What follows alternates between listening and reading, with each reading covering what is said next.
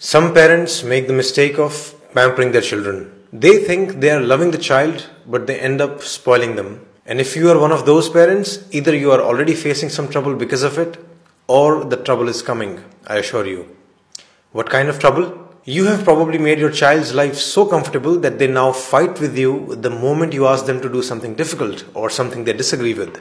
You have given them so many privileges or luxuries that they can't adjust in tougher conditions outside the home. You have perhaps been saying yes to all their demands and now they can't accept a no. They get angry and throw tantrums every time you refuse to fulfill their wish. You have maybe given them so much that they don't even value any of it.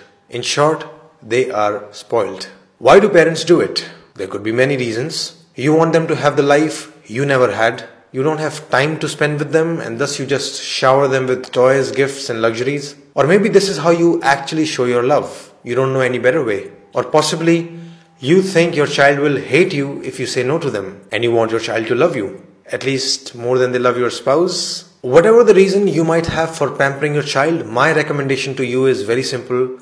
Don't do it. But of course it's not that simple. The problem is complex. You as a parent have a certain level of wealth and resources. What will you do with it if you're not going to let your children enjoy them? And where is the line? Like how much should you give?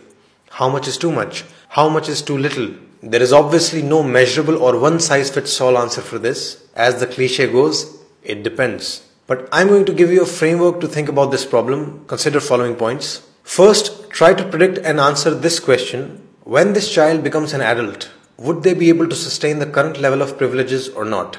The answer to this question will change every so often. Someday your child will seem very responsible and talented. Someday it will feel they are useless and incompetent. But you must keep those questions in mind. Will your child be able to afford the rent of the big house they are living in?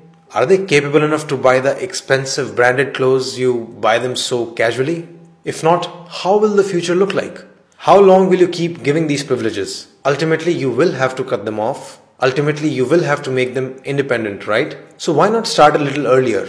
Why not start today? This brings us to the second point. You must, from the beginning, create a balance of responsibility versus privileges in the house. Responsibilities in childhood mostly include schoolwork and house chores. Some other responsibilities could be to remain healthy, maintain decorum in the house, even being respectful to parents, etc. You need to make privileges somewhat conditional on these responsibilities. Essentially, give them a taste of adult life, which is, if you don't work, you don't get the car. Third, ask another question to yourself. Are you giving them resources for their growth or for their pleasure? If you're spending money on your child's music classes, sports classes, books, etc., it's very different from spending money on their toys, gadgets, clothes, birthday parties. Basically, whatever you're spending on them, is it being used by the child to just have more fun, or is it being used to try out a new skill or to become better at something, to explore talents, to start a new project, etc.? The problem would begin when you start spending excessively on their fun without proportionately spending on their talents and growth. So make sure you're investing proportionately in their joys and their talents. Fourth, are you making them grateful towards what you're giving them? If you think, oh, I'll give them everything and then in future the children will love me. Bad news. It won't happen like that. They will most likely take everything for granted. More often than not, you'll just find them complaining about the things they didn't get. So it's your job to make them realize the value of what you're giving them. It's your job to make them thankful for it. It's your job to tell them that millions and billions of people probably don't have the same privileges. They must realize the value of everything you're giving them for free. Like, why spend so much money and time on them only to be hated later?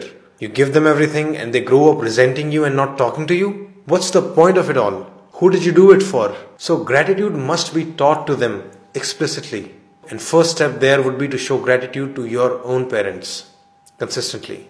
Fifth, you must make your child experience no from time to time. They must learn to deal with it. Of course, don't do it arbitrarily.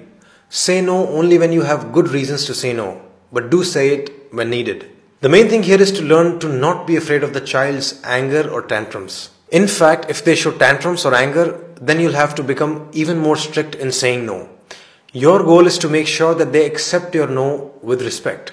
And your objective is to teach them that their anger and tantrums will never turn a no into a yes. If you get scared and say yes to avoid fighting with them, you're only making them stronger. This is basic operant conditioning. By letting their anger win, you're reinforcing their bad behavior. In fact, if they show bad behavior, you need to not only stand your ground and stay firm, but you can even go on to cut additional privileges. Say no to something else as well, just as a lesson to them. As a parent, you must strive to have the authority to say no and still be respected. Finally, follow the cliche because it's very true.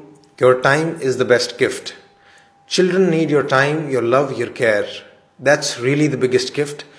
Pamper them with your time whenever you can, not with things. If you really want them to love you all your life, give them good memories with you, not just stuff which anyone can buy them. So these were my premises, and I repeat the conclusion: don't pamper your child too much. That's it. If you think your son or daughter needs counseling or life coaching, you should book an appointment either with me or a counselor in my team. I help adolescents and young adults in following areas: taking responsibility and developing work ethic, improving concentration and productivity, controlling screen addiction to video games, phone, TV, internet and social media, managing anger and bad temperament, reducing social anxiety and exam anxiety, dealing with depression, developing crucial human values like respect, gratitude, humility, compassion, etc., establishing basic health habits for diet, sleep and exercise. To book an appointment, option 1, just call me on this number or message me on WhatsApp.